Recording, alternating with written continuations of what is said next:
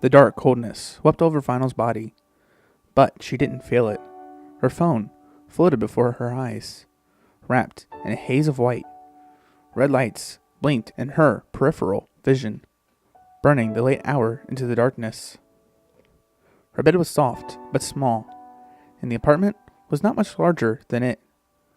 But the DJ's mind was not on her surroundings. To Octavia. "Hey." She gritted her teeth at the words. But after a moment, she sighed and tapped at the screen. Draft deleted. With a groan, she rolled onto her stomach and pressed her face into the pillow. The phone hovered patiently until she turned back over for another attempt.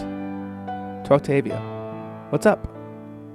"It's 3 in the morning. I'm asleep, Vinyl. You're an idiot," the unicorn mumbled, in a poor imitation of Octavia's voice. A magical tendril fumbled for the delete button. Message sent. Her heart jumped with a lance of shock, and she bolted upright. No, she whispered. "Not now. Not at this time. Damn it." For a few precious seconds, Vinyl maintained the hope that perhaps Octavia didn't sleep near her phone, and thus wouldn't hear it go off. Sweat trickled down her brow as a minute ticked by. Just before she started to relax, a soft ringing filled the air. "Oh, buck me." Incoming call from Octavia. "Oh, buck me." There was no way out of it. Octavia knew Vinyl was with her phone. She had to answer it. In her sleep-deprived state, the DJ considered not answering and leave town so she never saw the cellist again. Saner thoughts prevailed. Click. "Hey," Vinyl said nervously. "Why in Equestria are you texting me at 3:15 in the morning?" replied an amused, yet still very sophisticated voice. I couldn't sleep, so you decided to inflict your misery on me as well?" She winced. "Sorry." "Don't worry, I'm joking. As it happens, I cannot get to sleep either." "Why?" Vinyl rolled over and curled up, a little smile replacing her fearful expression. "My brain refuses to stop thinking." "Yeah, I know the feeling. What are you thinking about?" "Silly things. I shan't bore you with them, unless they send you to sleep." "Actually, that sounds fantastic." They shared a suppressed giggle. "Go on, tell me." "Well, I was actually thinking about you, Vinyl." Her heart beat a little faster. "Yeah?" she asked, hoping her voice didn't sound hoarse. You know what is said in the tavern about not having friends?" "Yeah?" "Well, I was thinking that I was so lucky to be forced to get to know you better. It's a strange feeling, having..." A quiet sniffle from the other side of the line made Vinyl's chest hurt. "I'm sorry. Something about being up late at night makes me more open." "It's okay. I understand that. It's the same with me too," replied the DJ comfortingly, followed by an almost inaudible, "Please don't cry." "I'm okay. I shouldn't even be crying, because this is a good thing. I suppose what I was trying to say is, thank you." "Hey, I should thank you too. None of my friends are very close, so it's nice to know you're there." Octavia giggled. "I'm not going anywhere, that's for certain. My degree will take a while." "Yeah, mine too. But we'll kick Flink and tick names before we're done. You and me, got it?" She didn't mean to sound so violent, but the thought of spending more time with her new friend got the DJ excited. "Absolutely. Friends forever." Octavia sounded equally excited. Groaning, Vinyl smiled in the darkness. "That was pretty lame." "Oh, hush you. I've always wanted to say that.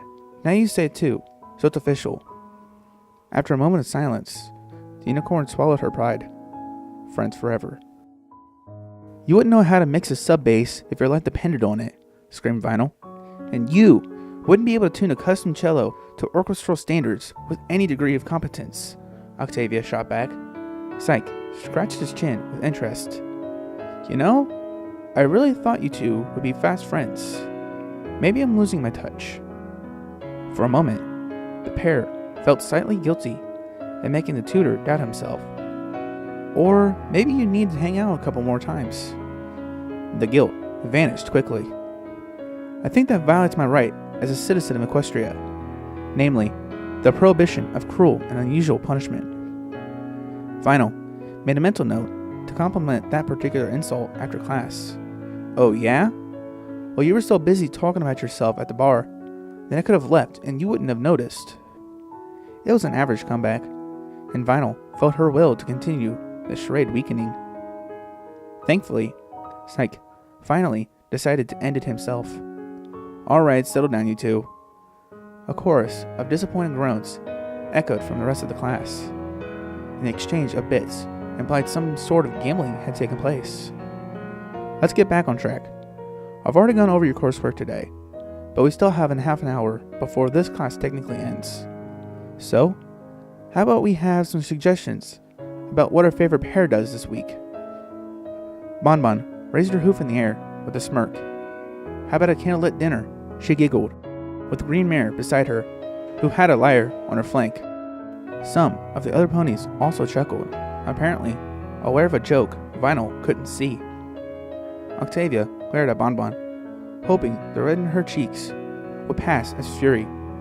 Some might call her a prude, but she knew very well what was being applied. Maybe something a little less likely to end in homicide, Psych suggested. Yet his grin clearly said he was in on the joke too. How about a movie? You won't have to talk to each other much then.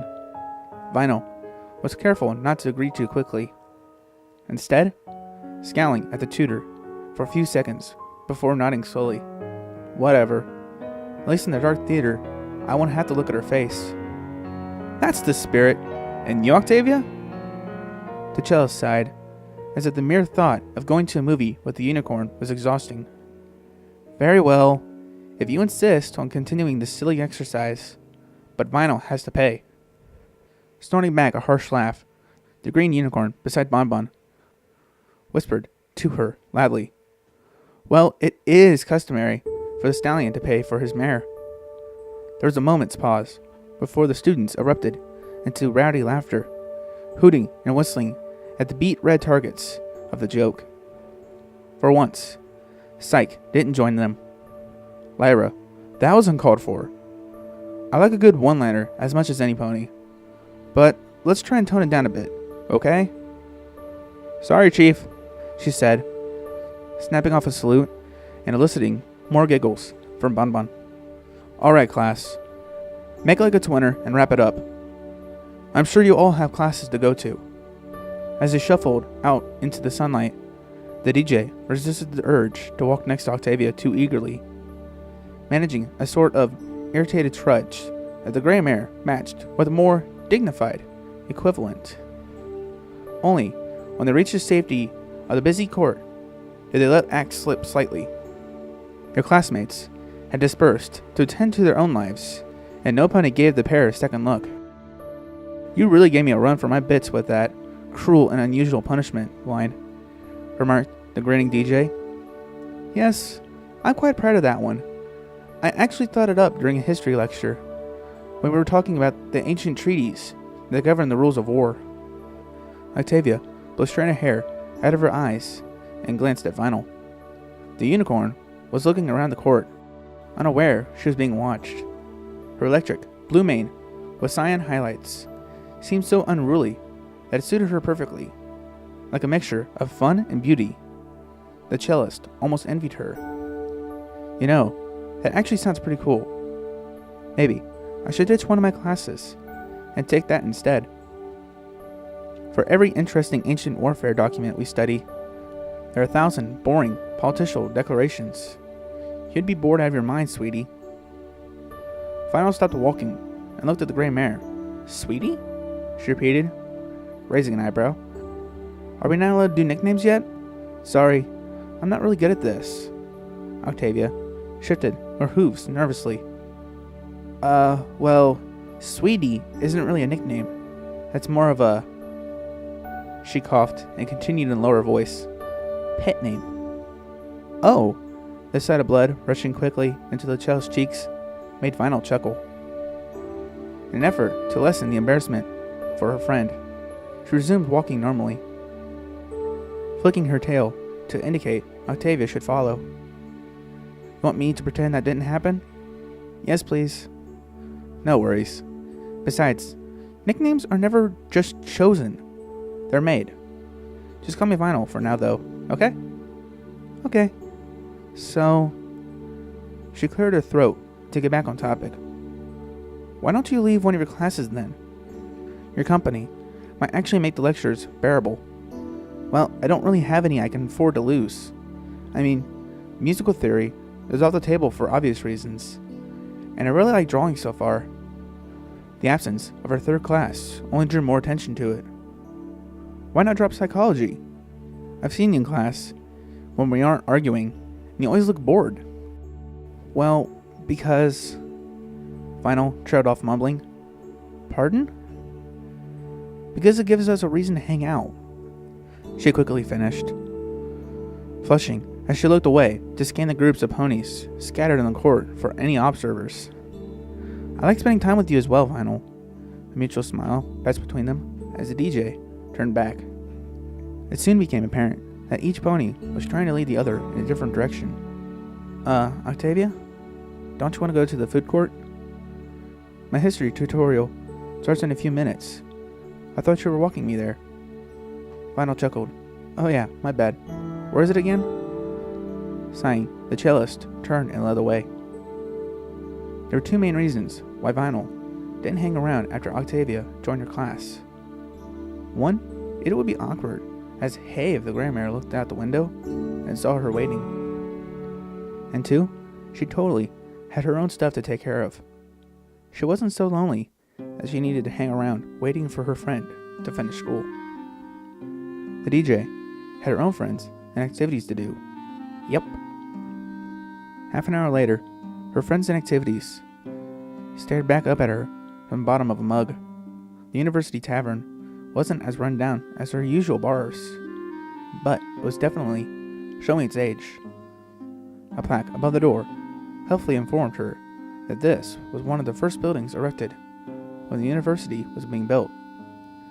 As amusing as it was to know that one of the priorities when building an educational campus was a place to serve alcohol, it wasn't enough to distract her from the problem at Hoof. Come on, Vinyl. Get it together, she muttered, before licking a final droplet of hard cider from the rim. You got plenty of friends to hang out with. Don't get so attached to one of them. The words rang hollow in her ears. A little voice piped up from the back of her mind. But she's so interesting. No, she's not. I'm just bored, and she helps me burn time. Is that why I hang on to every word she speaks? Leave me alone, pushing the mug away. She rested her head and her hooves on the table. A snort came from behind her. I haven't even said anything yet, said Psyche, taking the seat beside Vinyl. She snapped to attention, looking at the teacher with wide eyes. Hey, relax. I'm not here to torture you. I come here for a drink after class sometimes. Cool. It felt so awkward talking to a teacher in this setting. Like two different areas of her life were colliding. The tutor sighed and seemed to lose some of his cheer. You know I'm just having a bit of fun in class, right? I didn't realize it bothered you so much that you spend the afternoon grumbling into a cup of cider. Huh? Quickly realizing how she must look, the DJ sat up straighter and cleared her throat. I'm not drinking about that. But you should feel pretty damn bad, though. Psych chuckled and raised his hoop defensively. Hey, teaching can be pretty boring. I think it's lucky that you and Octavia happen to take the same class. No matter how much crappy paperwork is on my desk, I can always look forward to the next showdown. I think she won today, by the way. Yeah, laugh it up. Vinyl suddenly wished she hadn't pushed the mug away, so she could splash a few drops in her face. Don't worry. I'm sure you'll get her next time. Maybe try something about her hair. She seemed to be sensitive about it, suggested the stallion helpfully. She raised an eyebrow. Really? Definitely. Or If you want to get on her good side, maybe try complimenting it instead. She has a good side? Vinyl quipped on reflex, but her thoughts were far from malicious. The tutor barked a laugh. Nice one. I guess there's not much chance of a reconciliation between the two of you then. Any hope for a friendship died when she said being a DJ doesn't take skill. Her voice was as firm and convincing as she could muster. Yeah, figured as much. Oh well, good entertainment's hard to come by anyway. The white unicorn slipped off the seat and stretched her hooves. Thanks for the chat, but I gotta bail. Parties to go to, bass lines to drop. Later. Later. Syke just nodded and half raised a hoof in a farewell gesture that doubled as a sign to the bartender, who began mixing the usual. The second Vinyl was outside, her phone floated out of a pouch in her saddlebags and drifted before the purple lenses of her shades. After some quick tapping, it returned there safely. As the white pony trotted away, she began to whistle. Octavia heard a faint rumble in her bags as they lay beside her seat. The old tutor droned in the background as she subtly slid the offending object, her phone, out and checked it below the table, well out of the tutor's line of sight. Vinyl, your man is pretty cool.